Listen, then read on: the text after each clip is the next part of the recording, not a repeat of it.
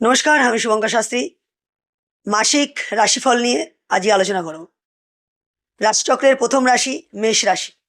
মেষ রাশির জাতকদের সেপ্টেম্বর মাস 2025-এর কেমন যেতে চলেছে?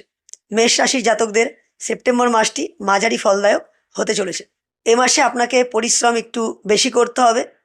যারা ব্যবসায় যুক্ত আছেন তাদের একটু সতর্ক থাকতে হবে, কারণ ব্যবসায় একটু খারাপ ফল দিতে পারে।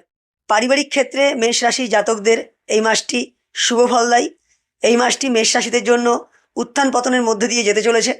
পারিবারিক ক্ষেত্রে কিছুটা বোঝাপড়ার অভাবও মাঝে মাঝে দেখা দিতে পারে। যারা অংশীদারি ব্যবসার সাথে যুক্ত আছেন বা যৌথভাবে কোনো ব্যবসা করছেন, তাদের কিন্তু অতি সতর্কর সাথে এই মাসটি চলতে হবে। কর্মক্ষেত্রে পরিশ্রম এই মাসে অত্যাধিক একটু বাড়তে পারে, একটু দৌড়াতে হতে পারে কর্মের জন্য।